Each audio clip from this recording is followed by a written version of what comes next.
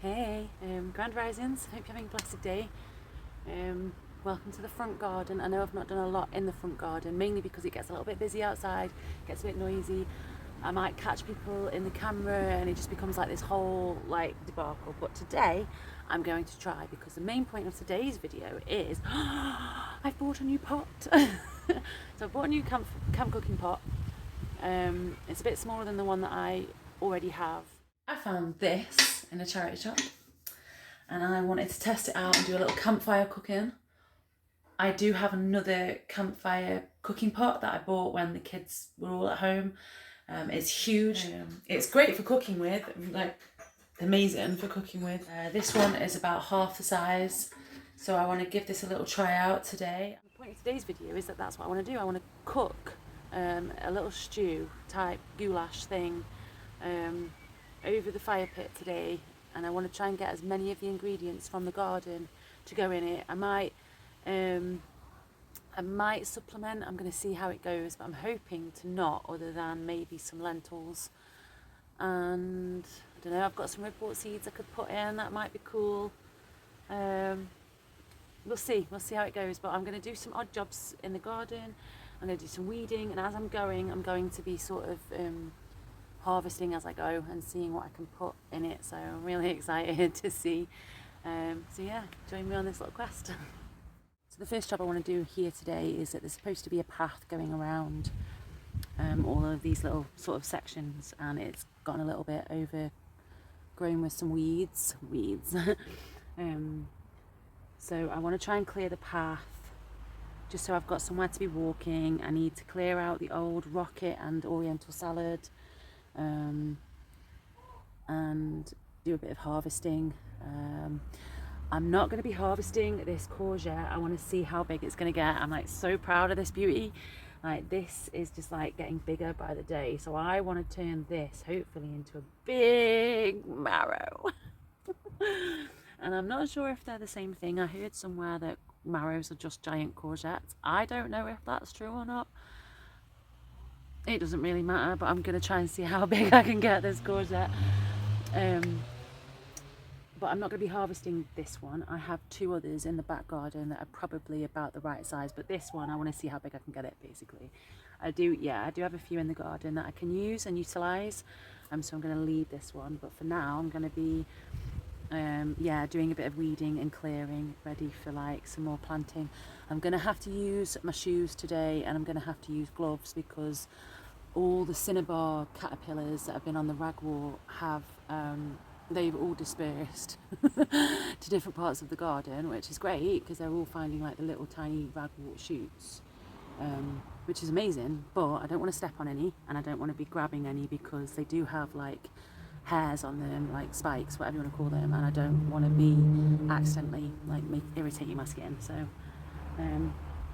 yeah, I'm really proud of this garden actually. When I first moved into this house, the front garden, really, it had a few reeds at the front. Like, all I could see was, it was like completely overgrown. It had every invasive species you could think of. It was completely covered in mint, wild strawberries, and like all the other invasive type things you could think of. And then at the front it had like some cardoons, it had some rhubarb, some reeds, a few ferns, and that was it. And yeah, that's kind of doing quite nicely now. I've cleared a bit of that, but it was definitely quite difficult to clear, like the mint and the strawberries. Oh my gosh, it was a total nightmare. But I've worked really hard. This has actually been harder, I think, than the back garden. Yeah, it's doing quite well, I think. I'm quite proud of it anyway. Eventually it's all going to be built up, and the path's going to have like sort of bricks around it, so you can sort of walk around it a little bit better, and there's no soil erosion when I water it, because it is on a bit of a slope. So you know, baby steps. I think, considering it's been like 6 months since we moved in, not even that, I think we're doing amazing. So yeah. Anyway, on to clearing the path.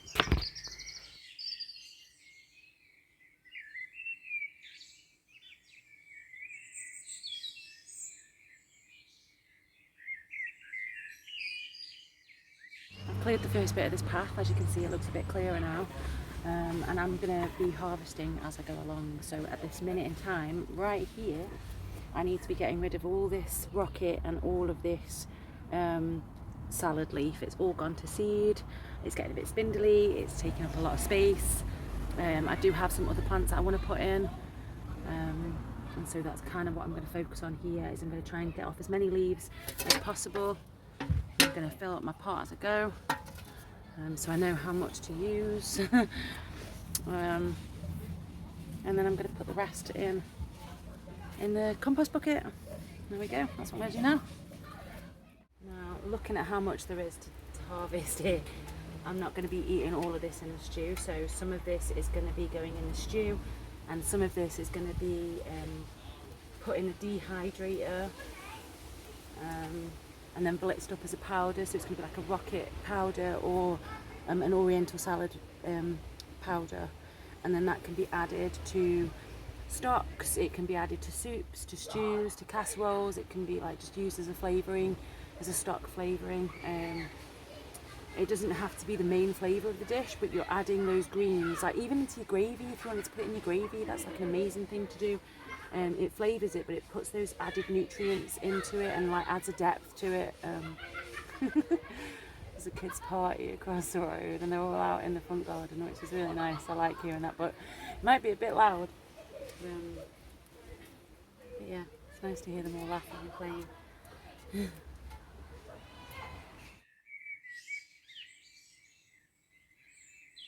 So I'm pretty much finished clearing the rocket. There are other things that I need to clear and sort and save for drying or using in the stew. I'm going to soak the rocket. So this is all rocket. This is all rocket. I'm going to soak this. I'm probably going to use half of this and dry half. And what else? And then I'm going to start clearing some more of the path. But on the path that I have cleared, there was some ragwort and there was a little caterpillar on it, and I don't want him to get hurt, so because it's on the path that I'm going to be clearing, I've just seen another one actually,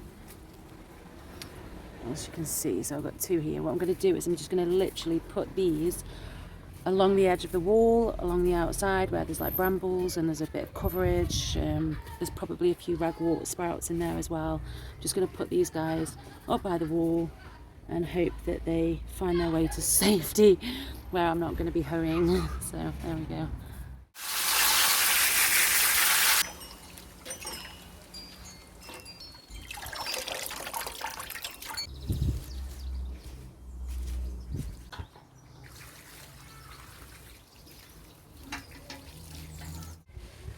Now, one of the best things I find helps me to not keep losing things and misplacing things is having these amazing pockets. Now, they're like marketed as festival pockets, but like you can use them for anything. I mean, I use them to go out, like if I'm dog walking, so if I don't want to take a bag, I can put like poo bags, I can put my phone, I can put my keys, I can put some money, I can put my card in these.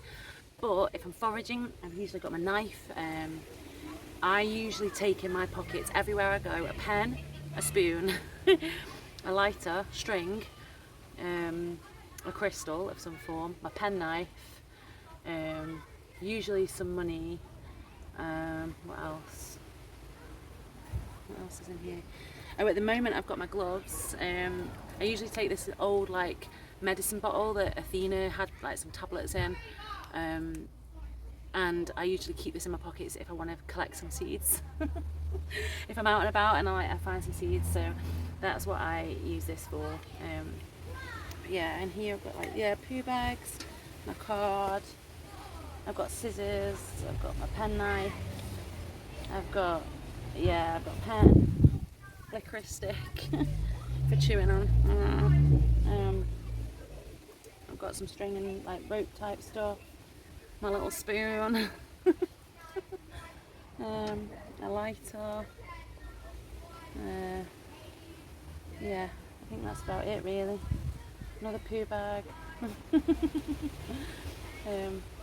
But yeah, I've usually got everything that I need in these bags, but it does help to like sort of keep, oh bloody hell, I've put that here, keep like the yeah, but it does help to like keep, you know, these in, gloves. They're really handy, so I'd highly recommend that you get some for going out and gardening with. You know, and they velcro on, so I can like stick them in the wash. Yeah, like definitely my favourite tool that I use as clothing.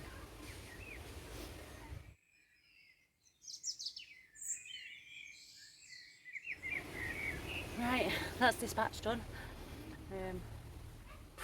Just keep going, innit?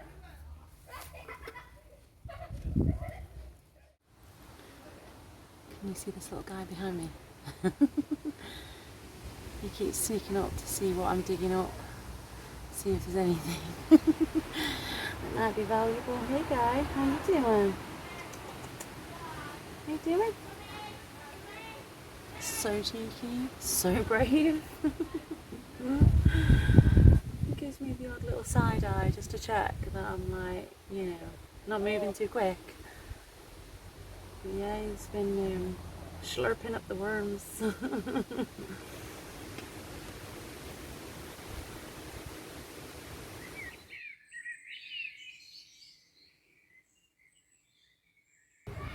So as well as clearing the path, I'm also going into the beds that I've just cleared out, and I'm also weeding those. Now you might think that I'm just completely eradicating all weeds from the garden, weeds. There is no technical thing as a weed. You can have invasive things, but you know, a weed is basically a plant in the wrong place, so that's up to you what you consider to be a weed. But what I am doing is I'm not completely eradicating all of these plants. So for every species of plant that grows naturally in this garden that was already here when we moved in, I have found a little space for each one. So like say the green alkanet, I don't want that growing everywhere because I do want crops. Most of that is kind of going up the back or under the hedge. Same with things like brambles, I've left like a bit of bramble around the edge. There's things like this Mad Mother's Milk, this, like I've got little spaces for this, some have dotted around some of the plants that are already growing, some is up under the hedges under there. I've got things like dandelions growing in different spaces, there's grasses. Everything that I'm pulling out, there is a space for that specific species, try saying that with big D.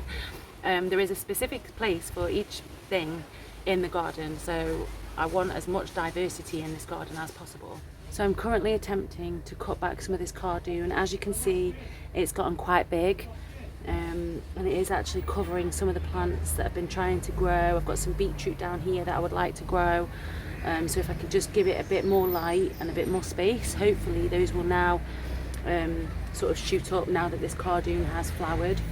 We have been enjoying the stems as like a celery substitute until it flowered, and then we stopped cutting it, but now I'm going to cut some of these back and just put them in the compost. I finished clearing the path, I have finished clearing space and getting out most of the stuff that I want to get out. I'm not going to do everything today.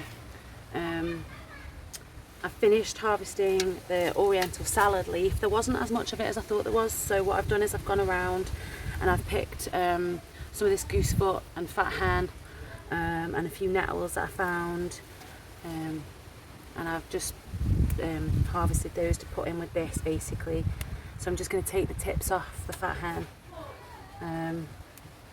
take the roots off the nettle and put those in for the stew tonight.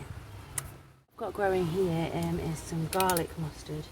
Now I accidentally, whilst foraging, pulled up a few of the younger plants by their roots, and rather than getting wasted, I brought them home basically, and I put them in the ground and just hoped that they would take, which they have beautifully. So I'm just going to harvest a few of these leaves, maybe just a handful, just enough to like sort of flavour the stew. Really, just some of the ones that are maybe hanging over onto the path. Yeah, not too many, literally just a handful, because I want lots of different flavours. So and I'm also going to be putting in some cow's parsley and a couple of pieces of hogweed too. Again, I'm not going to take too much of this, just enough for it to flavour. It has already had its like sort of growing season technically.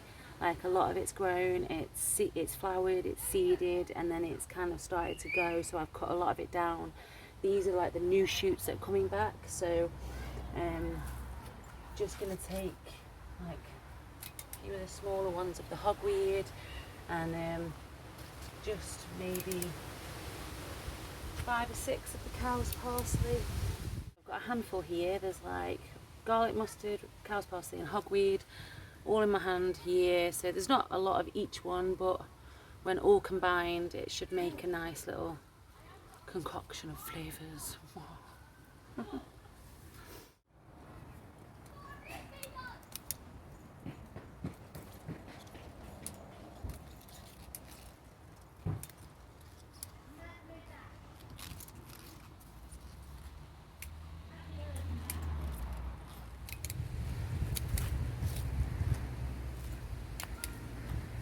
So you might remember these planters from the free things that I got from the skip haul, the first skip haul I think, or maybe the second, I can't remember. Anyway, there was a load of pots that I found washing baskets, I found tubs, I found this huge massive crate here.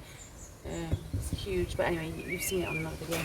But what I've put in here is I've put some sunflowers, some like ornamental sort of trailing flowers, some violas, but I've also got in here tomatoes and broad beans and some parsley.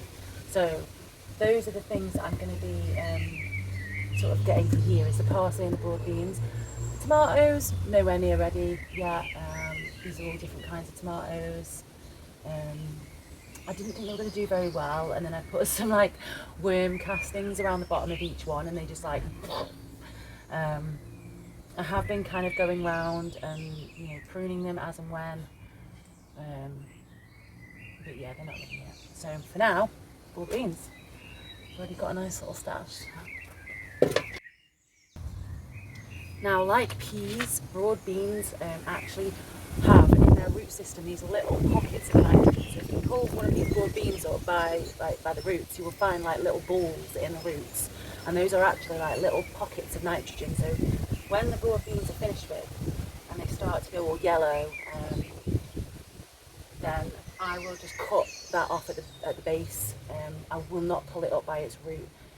I want that nitrogen to go back into that soil, so that's really important. Peas also do the same.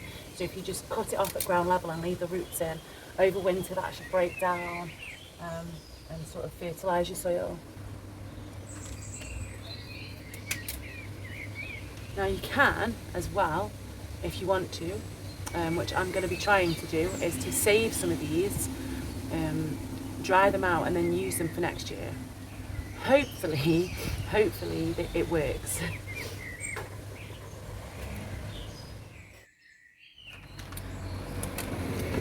Right, so I've got the broad beans in here. I might have some more broad beans to put in from the back garden, which I'm going to go and sort out now. I've pretty much finished in the front garden. I'm trying not to get hyper focused. I want to get this stew on and made.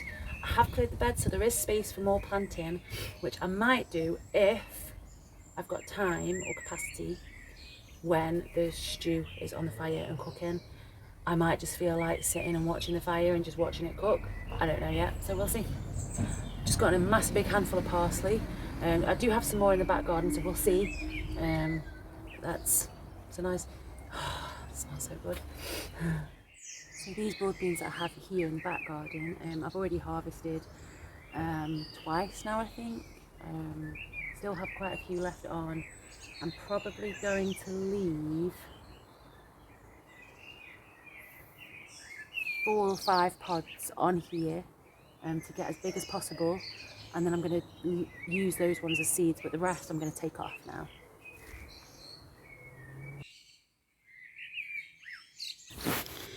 Okay, so here we have the courgette that I'm planning to use. There are a few others in here. Some of them haven't done quite so well. I keep doing this and sort of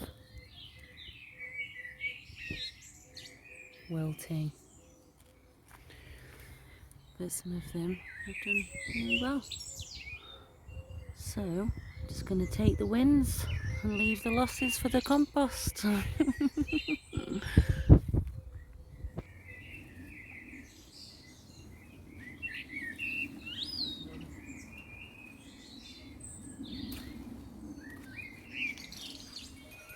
Cool as that. Ah! I'm so happy. Right, so now what I want to do is I want to try to find a few of the onions that are probably going to bolt soon, because I would really like to have onions from the garden in the stew, even though I'm branching this like a bloody truncheon, even though some of them, you know, are still small. A few of them have gotten trashed, so I might take the ones that are getting trashed just because of the positioning of them, really. They're hanging over the path. I think I keep treading on them, so I have to rethink my placement next time. I know some of them are trying to bolt, so I'm just going to try and find a couple of onions. Even if they're not very big, it doesn't matter, because you can use the whole plant, like all of the greens in it, and it will still flavour the food like onion. So that's my next mission. Okay, so I found an onion here. It's about to bolt. I don't know if you can see, but it's got a little flower head on it. Don't want that to happen. It's just going to take all the goodness out of the bottom. So I'm going to pull that up. I know it's not very big. It hasn't done what it was supposed to. It was quite shaded in here. There's another one next to it, and that's doing a lot better. So, and yeah, and this one here is doing better. But it doesn't matter. I know it doesn't look very big, but I can quickly peel off the papery bits, and I can use the whole thing. Yay! Found another two that weren't doing very well either, and another little dandelion, so they're going to all go in.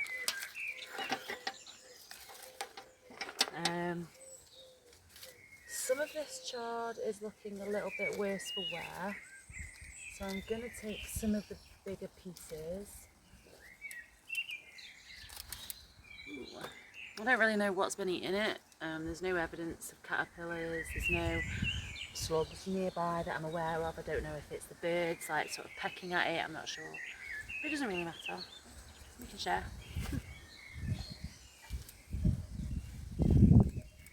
Right, now while I'm here as well, I've got loads of sage, so what I'm going to do is I'm going to take some of the bigger leaves off that are at the bottom, because this is going to start flowering soon, and I want like sort of the tops to make smudge sticks with, really. So I'm going to take the leaves from underneath. I've already harvested loads of this, dried it out, blitzed it up and put it in a jar so I can use that. I will probably be able to harvest some more, to be fair, the way that this has grown. I've also got a load of smaller plants in here. Some of these are going to be for the front garden.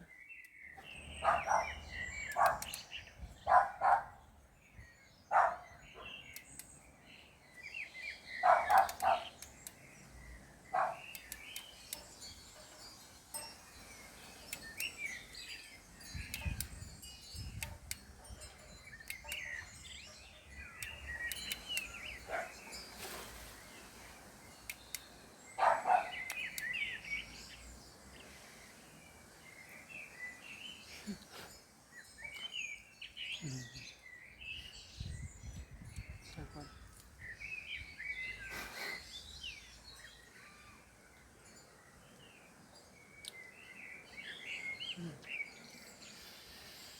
Yum.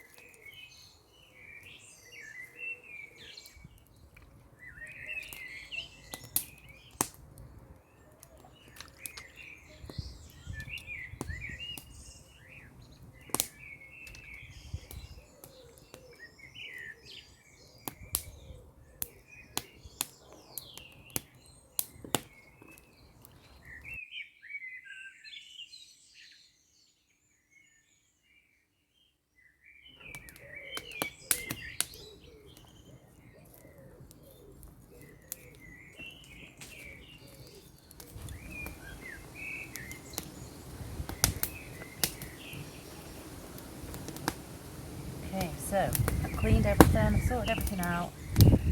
First jobby is to get the onion frying.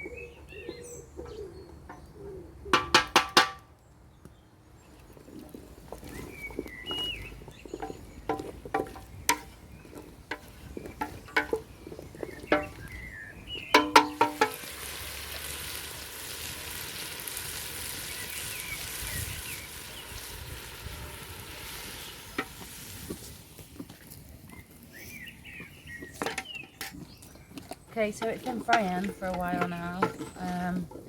I'm going to keep frying it, but I'm going to be frying it with the spices, so the spices get a chance to cook. So I've got a little bit of paprika, a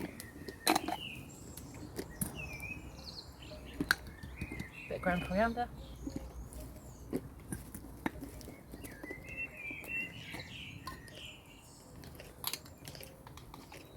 sumac,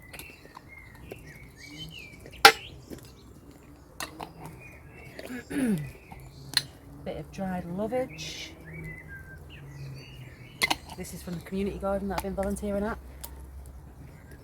A bit of ground cumin. Bit of salt. Bit of black pepper.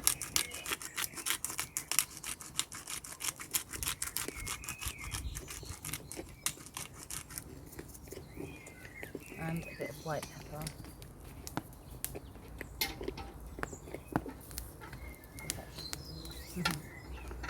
So I'm just going to let those spices fry in to the potatoes, the courgettes and the onions.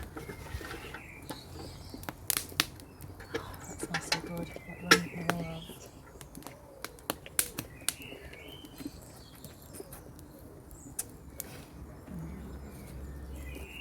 A bit more paprika, I think.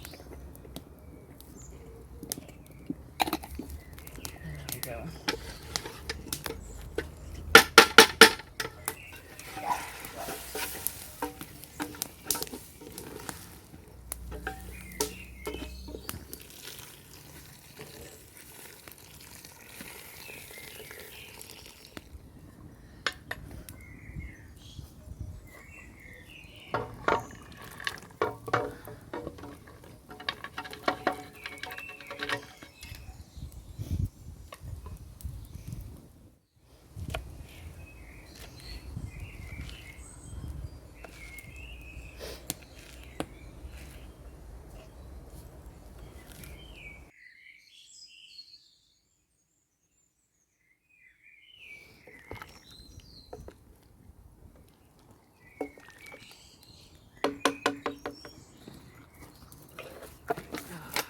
So I'm going to put a little bit of this vegan Worcester sauce in. I wouldn't normally bother buying this, but it was in a community sort of shop that had like out of date or close to out of date or surplus stock really cheaply, in order to provide cheap accessible food for the community, but also to stop waste. So I thought that was pretty cool. Yeah, I thought I'd put a little bit of this in. And a big dollop of my pesto. Oh my gosh. So this is the wild garlic and cashew nut pesto that I made from one of the foraging sessions. It keeps for ages. This has sort of started to ferment, which is even better. It's literally just wild garlic, cashew nuts, olive oil, salt and pepper, blitzed up in a blender. And yeah, I'm just going to put that in there. I am just going to scrape all this down here, and I'm going to put a little bit of olive oil over the top just to preserve it for as long as possible, because yeah, this is such a good pesto. Like, I'm going to be so sad when it's gone. We've been stirring it through like sort of tomato based sauces. Adds a real nice like kick to it. Oh gosh, so good. Right, so I'm gonna let this continue cooking. I'm gonna maybe put some tomato puree in it, I think. Some more water. I'm gonna maybe ask the kids what grain they would like in it. I think I might go between lentils and bulgur wheat maybe.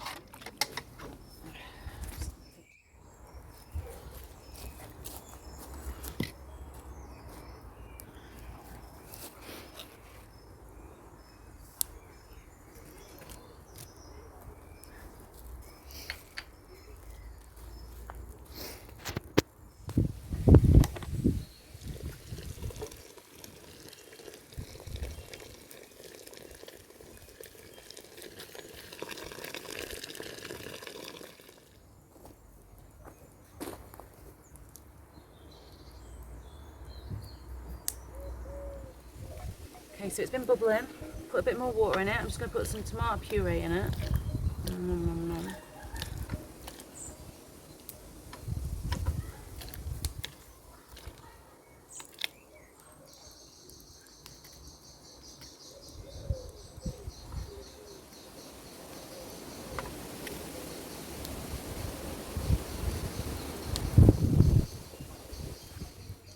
I'm going to put in some dried oyster mushroom powder that I got from the lab that I help out at, from the Mycosia UK lab.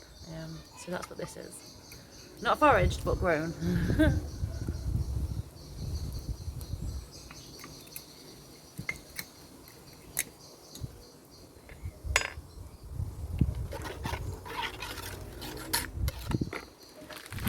Okay, I'm just going to put some bulgur wheat in. I asked the kids what they prefer, lentils or bulgur wheat, and this came out as the winner, so unfortunately for Mallory.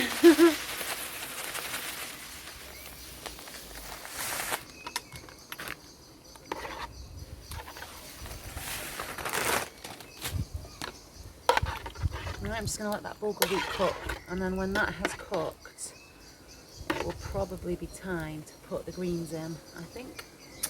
Easy.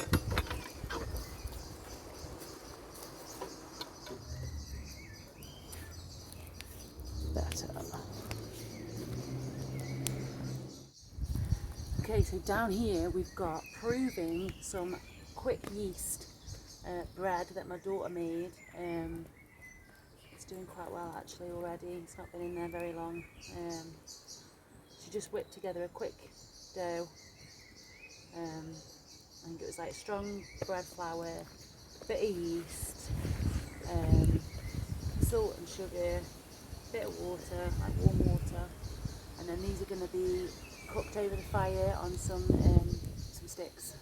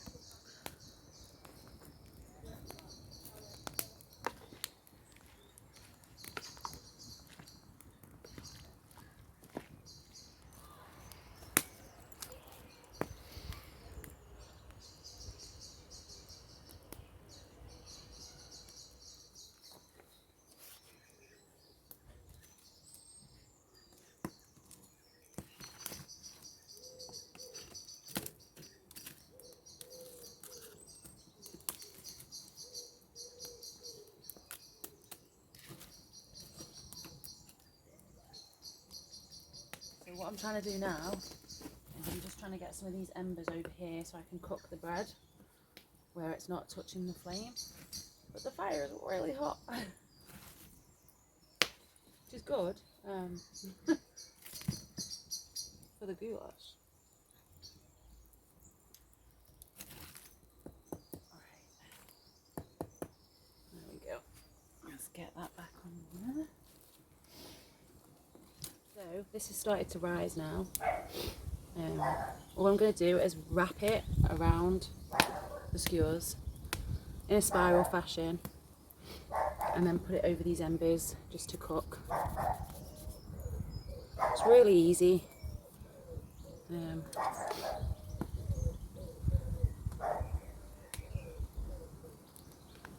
Just put the end bit over the top like so, and then just put it, lean it there, just let it do its thing.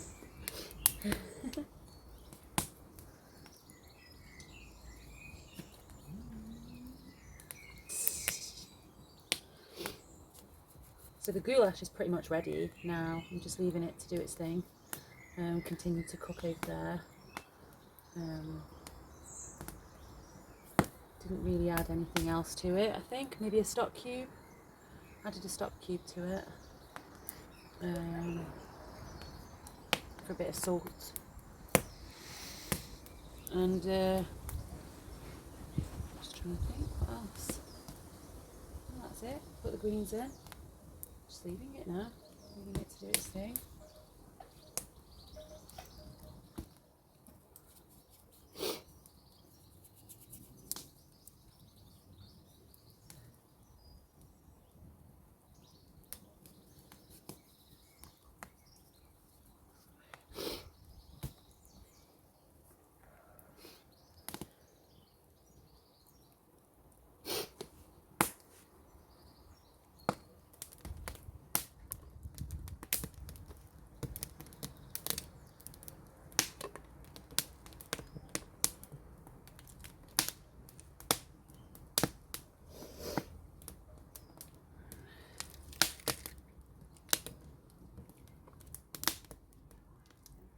So it's really important that if you're cooking bread this way over a fire that you don't use any kind of treated wood.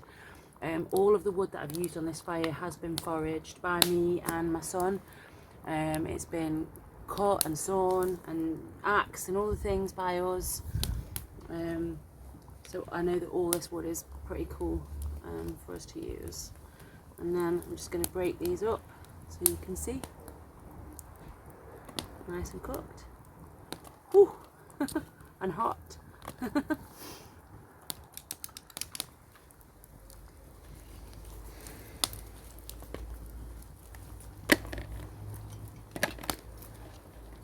Breaded pieces. Ouch. Okay, I think it is actually time to take the goulash off the fire, and that can just sit there nicely.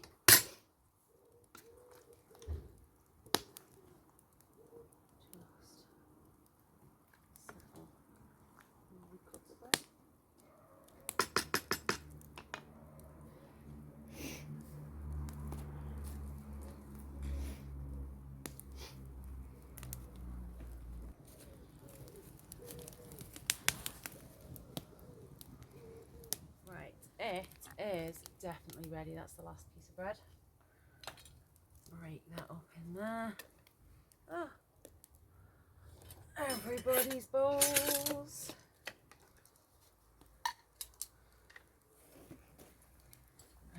Which one do you want, Mallory? Do you want a Hello Kitty? Yeah. Dish out the spoons, love. Get this shit like I know. I'm gonna get the salt.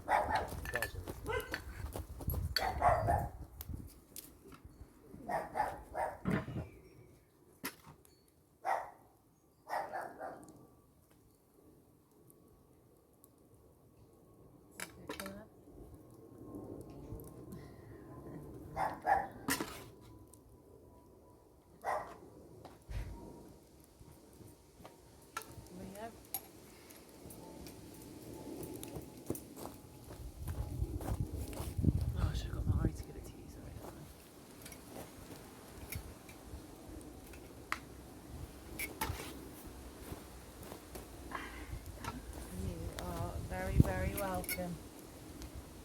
Y'all may eat.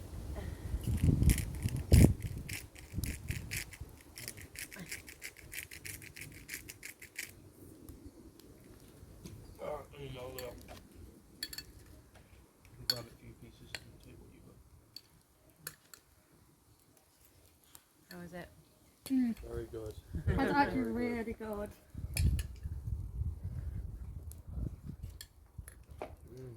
Mm. Oh my god. Oh. Go with the sausage.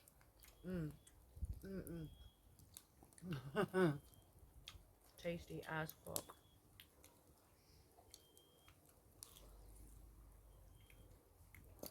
And the bread is so great. Yeah. To me. Yeah, sorry. Little dumplings. The dipping sticks. Do you remember where I got that idea from? No.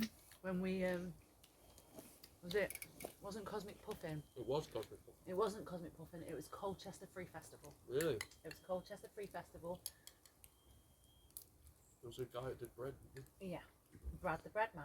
I thought that was I remember! was it at Cosmic Puffin or was it just the first one I went to?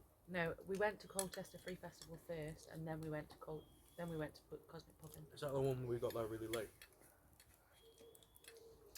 I can't remember which one it was that we got too late. It might have been, I think it was Colchester Free Festival. Yeah. Is there any more bread yonder?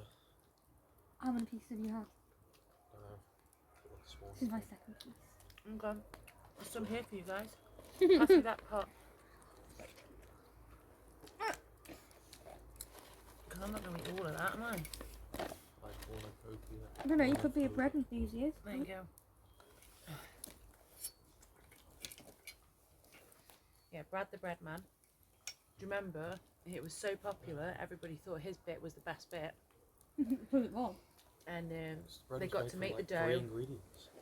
It's amazing. They got to make the dough. They got to use sticks and you have to go and forage your own sticks as well. I'm sure. Yeah, you had to get your Yeah. own sticks. You have to grab a stick and you clean it off.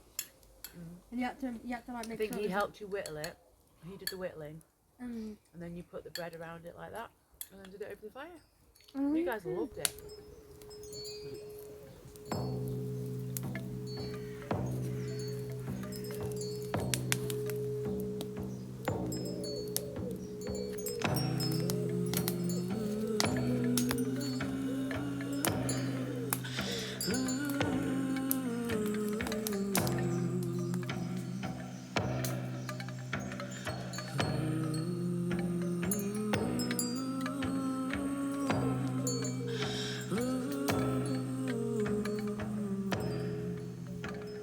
Well, it's just past 11 o'clock. Probably about 1:30 actually.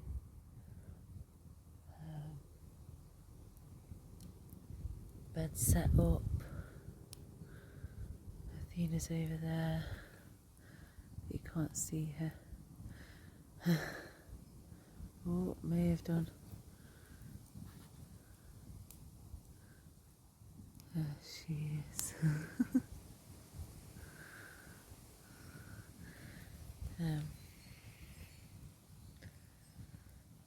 Yeah. Really enjoyed the food tonight. It was so tasty. So tasty. Yeah, it was nice cooking. The bread was a nice addition too. Mallory did a good job.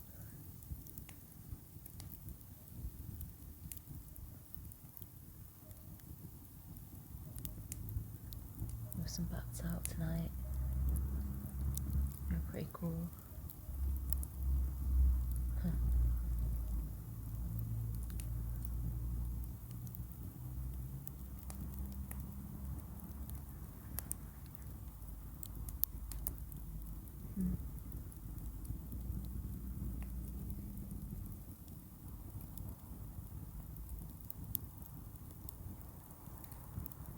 Still some goulash left actually. I had the pleasure of having goulash cooked for me once by a Slovakian guy, and he had a big party and he invited lots of people around to eat goulash, and they did it like properly. They did it on a fire outside. They I think it had like pork in it. I think something. There was meat in it. There was definitely meat in it. I was eating meat then.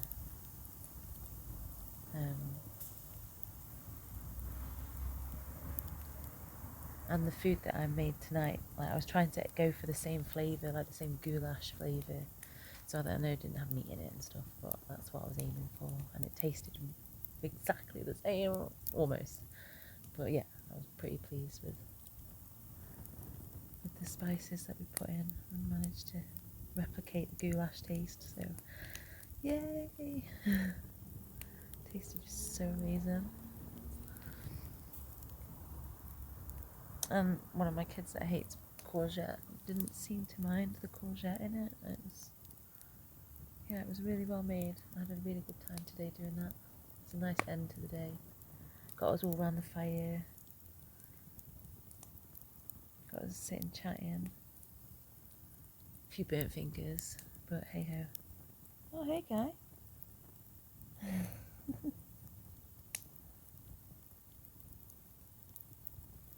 What are you doing? Trying to go over on the mushroom patch. Hey? Hello. There you go. Go on. You want to come off? Cute.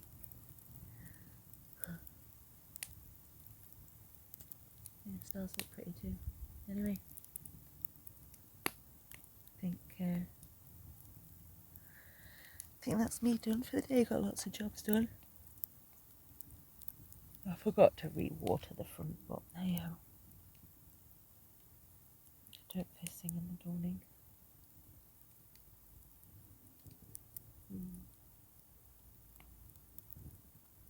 Yeah, kids all really enjoyed that goulash. It was fun making the bread. They used to do that when they were little.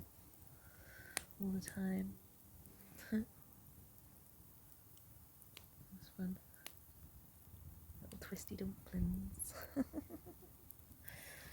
Anyway, thanks for watching. Hope you've enjoyed cooking with us outside. I love you very much. Blessings on your evening.